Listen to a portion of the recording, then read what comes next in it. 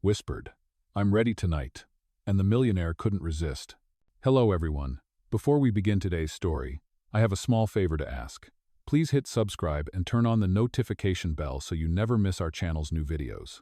It is quick, free, and the best way to support us in bringing you more dramatic stories. Your support means the world to us. Where are you watching from? Drop your city or country in the comments below. Thank you very much. Today's story is titled, Married for a Visa, Loved for a Lifetime. Now, let us return to our main character. The rain poured down over New York that night, heavy and endless, turning the city lights into blurry streaks of gold and gray. On the rooftop of a half-empty high-rise, a young woman stood alone under a flickering neon sign. Her name was Lina Alvarez, 25, an immigrant who had just been denied her visa renewal. Her hands trembled as she stared at the letter that decided her future. In 2 weeks, she would be forced to leave the country she had fought so hard to call home. Her jacket was soaked through, her hair clinging to her cheeks, but she did not move. She whispered to the night, "What am I supposed to do now?" Her voice cracked, barely audible above the rain. Down below, the city carried on as if nothing had fallen apart. A black car stopped at the curb, and a man stepped out, tall, sharp-suited, carrying the calm confidence of someone who never had to wait for anything. Ethan Cole, the name that appeared on every finance magazine cover. The man whose company built half of the skyscrapers on this skyline. Tonight, however, his expression was unreadable. He walked toward the rooftop railing, umbrella in hand, and stopped beside her. "You should not stand this close to the edge," he said, his tone low but firm. She turned, startled, realizing who he was. The millionaire CEO she had seen once at a cafe, the man she had accidentally helped escape a swarm of photographers only a week ago. Lina managed a shaky smile. "Do I look like I have much to lose?" He studied her for a moment. The raindrops slid off his umbrella, pooling near her shoes. "You have a future," he said quietly. She laughed softly, bitterly. "Not according to this." She held up the letter, smudged and wet. "They are sending me back. No job, no visa, no choice." For a long second, there was only the sound of the rain and the hum of the city below. Then Ethan said, as calmly as if he were offering a business deal, "Marry me." Lina blinked. "Excuse me?" "Marry me," he repeated. "Just for 6 months. You get your visa. I get silence." "Silence?" she asked. He looked away toward the skyline. "My family's board is threatening to remove me. They claim I am reckless, that no one would trust a man who cannot hold a stable relationship. I need a wife on paper. You need a way to stay." Her laugh came out harsh. "You are serious." "Completely." He slipped a card from his pocket, his name printed in embossed silver. "Think of it as a contract. You will be paid, protected, and free when it ends." The wind caught her hair, twisting it across her face. "You think marriage is something you can just sign and forget?" His gaze met hers, steady and unyielding. "In my world, everything is a contract." For a moment, she wanted to walk away. She wanted to tell him that love was not paperwork. But when she looked at the letter again, at the ink running down the page, she saw the face of her sick aunt waiting for her back in their tiny apartment in Queens, counting on her to survive. 6 months? She whispered. He nodded. 6 months. No strings. No feelings. The silence between them stretched thin, filled only by the pounding rain. Then Lina took a step closer, her voice trembling but clear. "Fine. But remember, mister, some contracts come with consequences you cannot predict." Ethan's jaw tightened, his eyes unreadable. "I do not believe in consequences," he said. But the faintest hint of something curiosity, maybe even admiration, passed through his expression before he turned away, leaving her under the rain with his card in hand. That night, the city kept shining, but for Lina Alvarez, everything had already changed. A week later, Lina stood in a quiet government office, clutching a manila envelope filled with paperwork she never imagined she would sign. The rain had cleared, replaced by cold sunlight streaming through the tall windows. Across the desk sat an immigration officer, expression unreadable. Next to Lina, Ethan sat perfectly composed in a charcoal suit, his posture calm, his presence commanding. When the officer asked, "Is this marriage entered into of your own free will?" Lina hesitated for a fraction of a second before answering, "Yes." Her voice was steady, though her pulse raced beneath her skin. Ethan's reply followed, crisp and unwavering. Yes. Of our own free will. By the time they walked out, the documents were stamped, sealed, and legal. They were husband and wife. At least, on paper. Outside the courthouse, Lena shivered in the autumn wind. Ethan handed her a small velvet box. Inside was a simple gold band, elegant but modest. "It will look better if you wear this," he said. She slipped it onto her finger, the metal cold against her skin. "Do I call you Mr. Cole now?" she asked, half teasing. He gave the faintest hint of a smile. "Ethan is fine. You might as well practice using it. You will need to say it convincingly." The black car waited for them at the curb. Lena looked out the window as the city passed by, gray buildings giving way to glass towers. When they reached his penthouse, she realized how vast his world was. The elevator opened into a space larger than any apartment she had ever seen. White marble floors, walls of glass, a view of Central Park stretching into the distance. "This will be your home for the next 6 months," Ethan said. "The staff knows to treat you with respect. You will have your own room down the hall." She turned slowly, taking in the sterile beauty of the place. "You live here alone?" "Until now," he said simply. That night, she stood on the balcony outside her room, looking down at the city. Every light below seemed to belong to someone else's story. She wondered how she had ended up in his. Behind her, the door opened. Ethan stepped out, his voice softer than before. "You should get some sleep. Tomorrow will be different." "Different how?" she asked. He glanced at the skyline. "We will have breakfast together. The press will expect to see us as a couple. After that, a meeting at the foundation. I will introduce you as my wife." Lena's stomach tightened. "I am not sure I can act the part." He looked at her, and for the first time, there was no arrogance in his eyes, only a quiet sincerity. "Just be yourself. You are more believable than anyone I have ever met." The next morning, the penthouse buzzed with quiet efficiency. A stylist arrived before dawn, selecting dresses and shoes Lena could never afford. As she sat in front of the mirror, Ethan appeared behind her reflection. "You look nervous," he said. "I have never been photographed for anything other than an ID," she admitted. "Then today will be your debut." He adjusted his tie, his tone calm, almost teasing. "Smile when they ask about us, just not too much. We do not want them to think it is real." Lena met his eyes in the mirror. "And if it starts to feel real?" He paused, his reflection unreadable. "Then you remind yourself that it is not." Hours later, flashes exploded as they stepped out of the car together. The cameras followed them up the marble steps of a downtown hotel where the charity gala was being held. Ethan's hand rested lightly on her back, guiding her through the crowd. Every move was calculated, every smile rehearsed. But when one reporter shouted, "Mr. Cole, how does it feel to finally settle down?" He leaned close and whispered just loud enough for her to hear. "Surreal." Lena laughed on cue, but the sound was genuine. The moment caught the attention of every camera in the room. Later, at their table, while the orchestra played softly, Ethan said under his breath, "You handled that perfectly." She lifted her glass, hiding a nervous smile. "So far, so good. 6 months will fly by, right?" He looked at her across the candlelight. "Maybe. Or maybe not." That night, when they returned to the penthouse, Lena placed the ring on the nightstand and stared at it for a long moment. Somewhere deep inside, she realized something she did not want to admit. For a woman who had just signed her life into a contract, her heart was already starting to forget the fine print. The following weeks moved like scenes from a movie she had never auditioned for. Each morning, the penthouse came alive with the quiet rhythm of perfection fresh coffee, the faint hum of city life far below, and Ethan's voice echoing through the marble halls as he spoke to investors across time zones.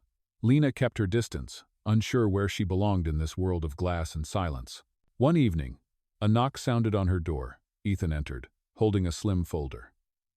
"It is time to make our agreement official," he said. Inside the folder were the written terms, 5 pages that defined their marriage down to the smallest detail. Lena scanned the clauses, her throat tightening. Clause 1. Public appearances required. Clause 2. No interference in personal or business matters. Clause 3. Residence shared but separate rooms. Clause 4. No physical intimacy. Clause 5. Mutual consent for termination after 6 months. She looked up. "No intimacy?" she repeated quietly. He nodded. "It keeps things simple." This is not about feelings. Her fingers trembled as she signed her name beside his. The pen was heavy, engraved with his initials. She wondered how many contracts that pen had sealed before this one, and if any of them had felt like betrayal. Later, as she wandered through the penthouse, the world outside sparkled with city lights, but inside it was eerily still. She found Ethan sitting in his office, surrounded by photographs of construction sites and skyscrapers, his empire built from glass and ambition. "You do not ever get tired of winning?" she asked softly from the doorway. He looked up, caught off guard by the question. "Winning is what keeps everything from falling apart." Lena stepped closer. "Maybe that is the problem." He almost smiled but said nothing. Instead, he turned back to the window where the city lights flickered like distant stars. Days blended into one another. She attended charity dinners, smiled at reporters, and learned to move like she belonged in gowns worth more than her old apartment. Yet every night, when she returned to her quiet room, she felt the same emptiness. One night, she found Ethan on the balcony, glass of whiskey in hand, staring at the skyline. "You look like a man running from something," she said. He did not turn around. "Do you always talk this much?" "Only when silence feels heavier than it should." That earned a short laugh. "You are full of opinions, Mrs. Cole." "Only about things that matter," she replied. He finally faced her, his expression unreadable. "You should know something, Lena. My father left me the company, but only if I am married by 33. Otherwise, the board divides the shares. That is why we are here. So I am your key to an inheritance," she said quietly. He nodded once. "At least I am honest about it." Her eyes met his. Honesty is easy when you do not have anything to lose. The air between them shifted. For the first time, Ethan did not have a reply. When she returned to her room that night, she placed the contract on her nightstand and stared at her signature under his. 5 pages of conditions, but not one line about what would happen if either of them began to feel something real. Outside, thunder rolled across the city. And for a fleeting second, Lena thought she heard her own heartbeat echoing in the distance, steady, persistent, and entirely out of her control. 2 months passed, and what had started as an arrangement began to resemble a strange kind of rhythm. Lena had learned the language of Ethan's world-firm handshakes, polite smiles, and conversations that sounded rehearsed but always impressed the people listening. Yet behind every smile, she still felt like an outsider, standing in borrowed light. One morning, the staff prepared the penthouse for a private dinner with important investors. Ethan entered her room carrying a folder of glossy photos. "You will be sitting beside me tonight," he said.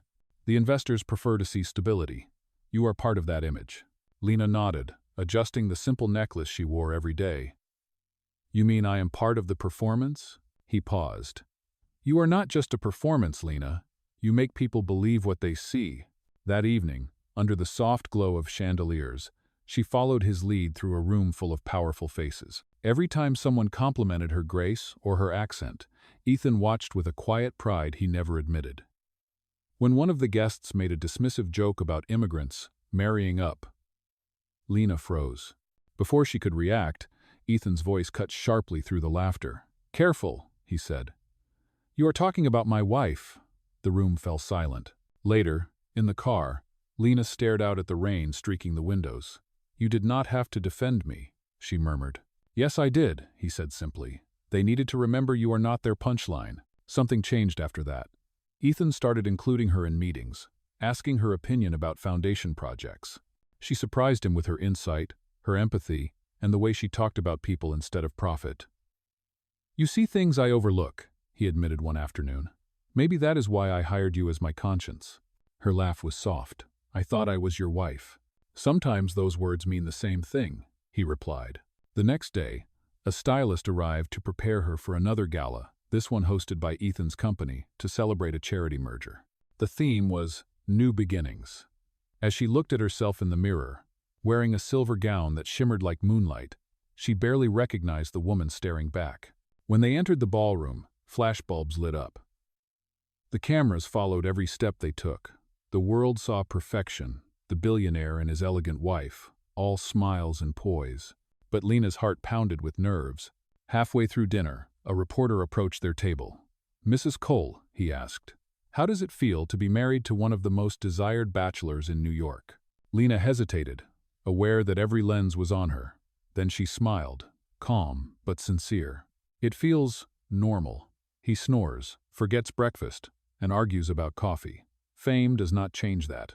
The crowd laughed, delighted by her candor. Ethan glanced at her, a spark of amusement in his eyes. For a brief second, it felt like they were not acting anymore. After the event, in the car ride home, Ethan broke the silence. "You saved the evening." "I was only being honest," she said. "Honesty suits you," he replied. When they reached the penthouse, she turned to leave, but he stopped her. "Lena," he said quietly, "thank you for making this easier than I expected." She met his gaze. "Ethan, what happens when 6 months end?" He looked away. "We will cross that bridge when we reach it."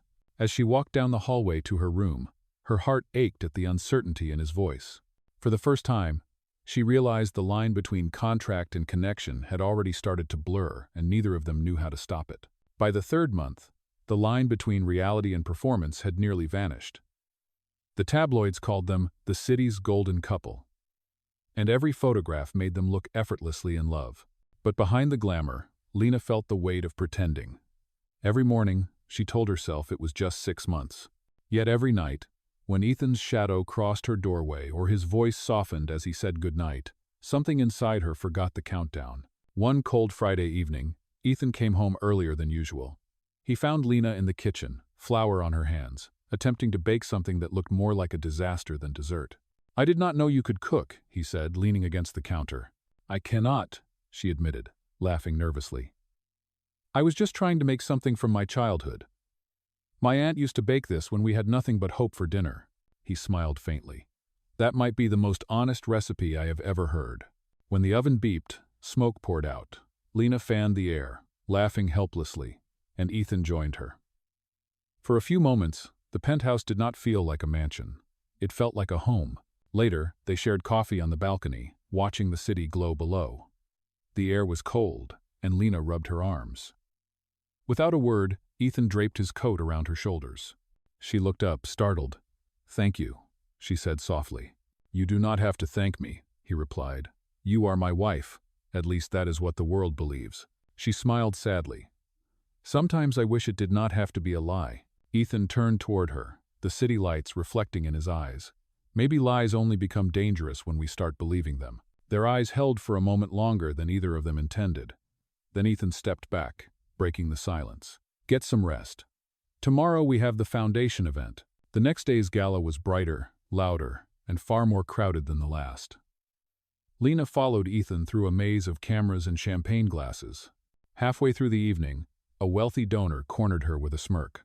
"Tell me, Mrs. Cole, how does it feel to go from nothing to this?" Before she could respond, Ethan appeared beside her, his tone ice cold. "It feels like class still cannot be bought." The man flushed and stepped back. "After the event, in the car," Lena whispered, "you did not have to defend me again." "I did," Ethan said. "Because I could see you were about to defend me first." She laughed softly. "Maybe I was." Back at the penthouse, she lingered by the door to her room. "Good night, Ethan," she said. "Good night, Lena," he replied. But his voice was different this time, gentle, almost hesitant, as if saying goodbye to the version of himself who once believed this marriage was only a contract.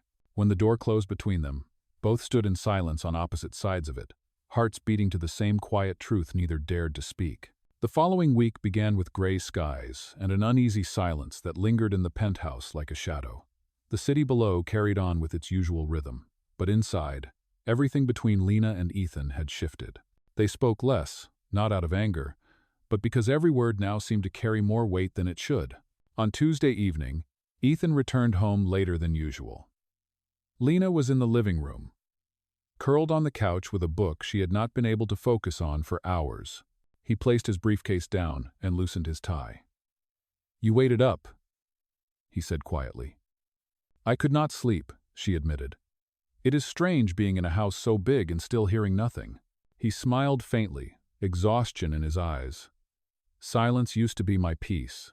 Now it just feels like distance." For a moment neither spoke. Then Lena asked, "Do you ever think about what happens after all this ends?" Ethan looked toward the window. "All the time," he said, "and I hate that I do." The following day brought a storm that shook the city. Power flickered through the building, plunging the penthouse into a dim, golden glow from the emergency lights. Lena found Ethan in his office, standing by the window as lightning split the sky. "Do you ever stop working?" she asked. He turned, startled. "Habit," he said. "When you build everything from nothing, stopping feels dangerous." She stepped closer. "Maybe the danger is forgetting to live." The lights went out completely, leaving them in near darkness. Only the sound of thunder filled the room. Lena laughed nervously. "Well, that is perfect timing." Ethan moved toward the small cabinet, searching for candles. "There is a flashlight somewhere," he murmured. When the beam of light finally flickered on, it caught the faint trace of fear in her eyes. "You are afraid of storms," he realized. "Not storms," she said softly, "just of being alone in them." Without thinking, he reached for her hand. "You are not alone." The thunder cracked again, louder this time, and she instinctively stepped closer. For a heartbeat, they stood still, the air charged with something that had nothing to do with the storm outside. Ethan's hand lingered, his voice low. "You do not have to be brave right now." Her voice trembled. "And what if I want to be?" He looked at her for a long moment before releasing her hand. "Then be brave for both of us," he said. The storm lasted for hours.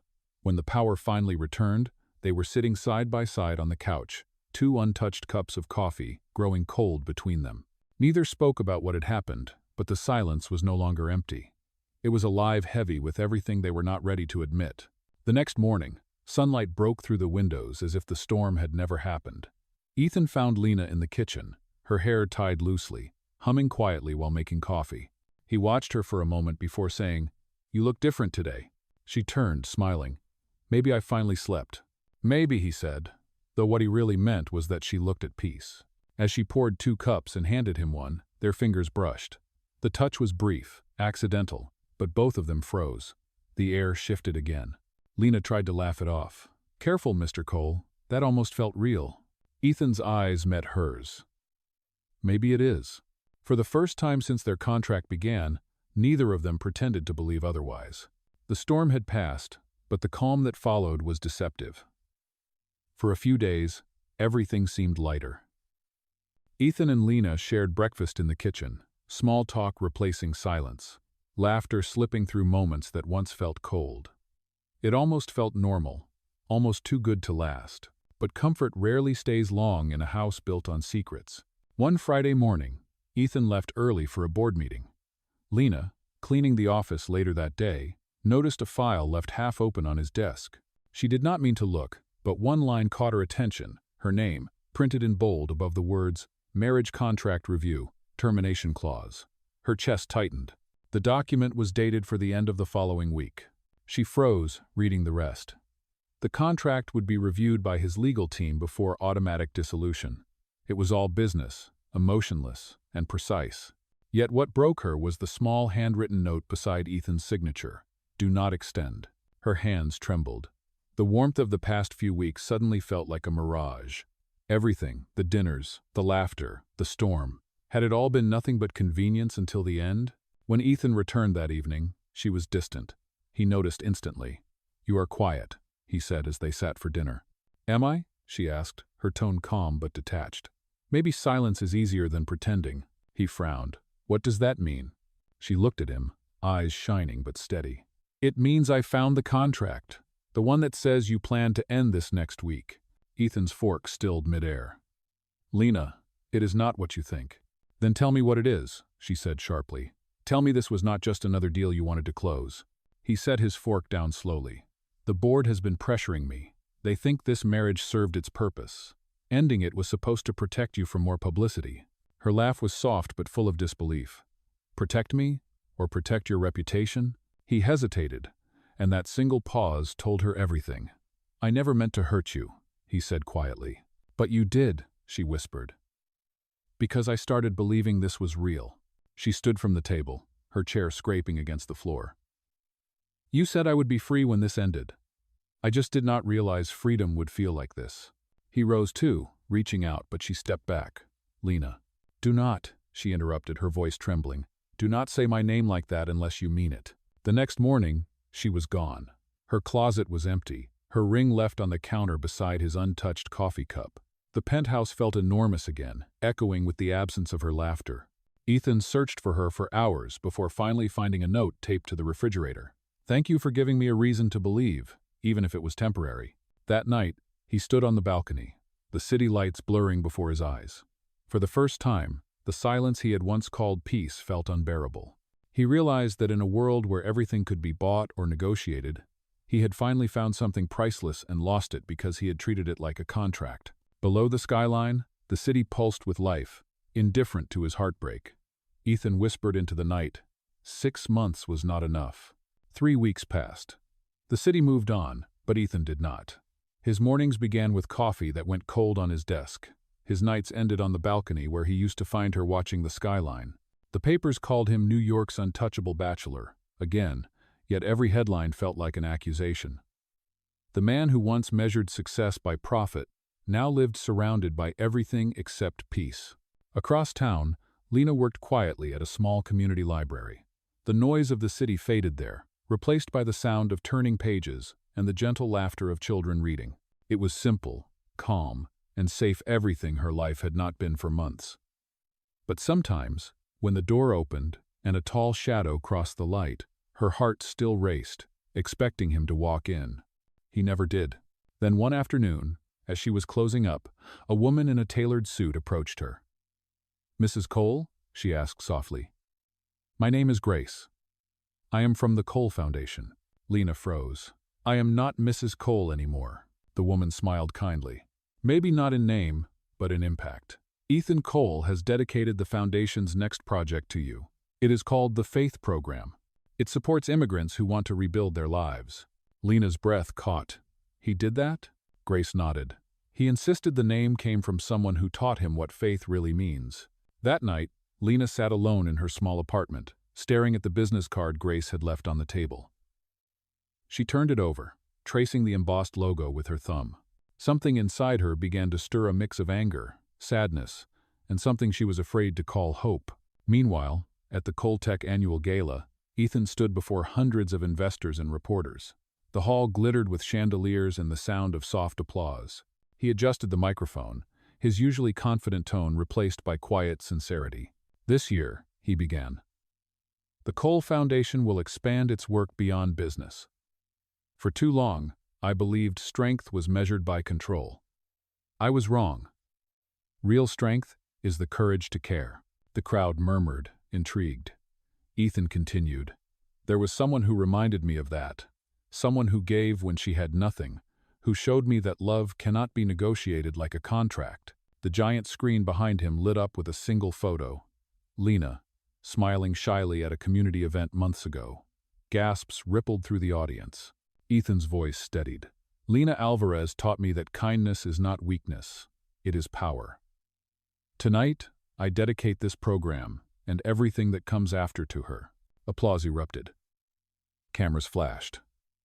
But Ethan did not smile. He only looked at the empty seat near the front, where he had hoped she would be. Back in her apartment, Lena watched the broadcast on her small television. Her hands shook as she listened to his words. The sincerity in his voice left no room for doubt. He was not speaking as a CEO.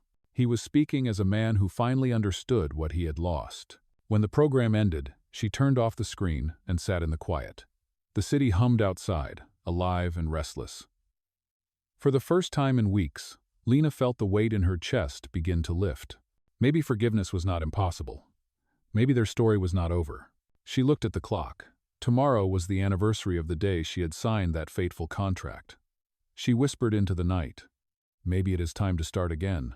The next morning, sunlight spilled across the city, soft and golden, as if New York itself had decided to start over.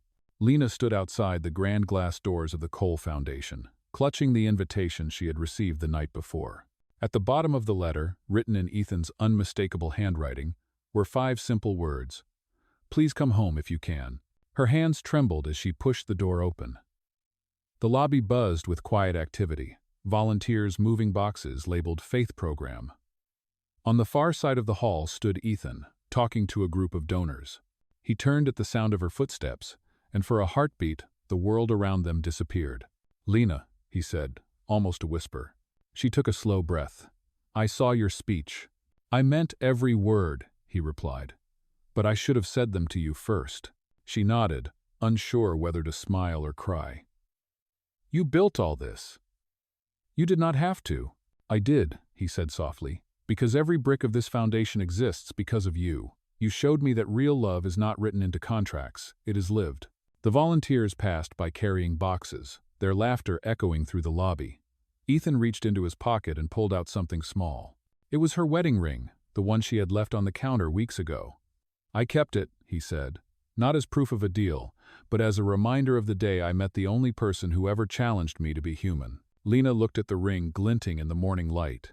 And what happens now, she asked. He smiled faintly. Now, no terms, no timelines, just choice. For a moment, neither moved. Then Lena stepped closer, her eyes searching his. 6 months ago, you said there would be no feelings, she whispered. You were wrong. I know, he said. And if you let me, I want to spend the rest of my life proving it. He held out the ring. Her hands trembled as she took it, sliding it back onto her finger. Around them, the lobby lights reflected like tiny stars. Ethan took her hands. Welcome home, Mrs. Cole. She smiled, tears bright in her eyes. Home, she said, has always been where you are. Outside, the city roared to life taxis, honking, people hurrying, 1,000 new stories beginning. But inside that glass building, time seemed to pause as two hearts finally stopped pretending. The woman who had once married for a visa now stood beside the man who had learned how to love for a lifetime.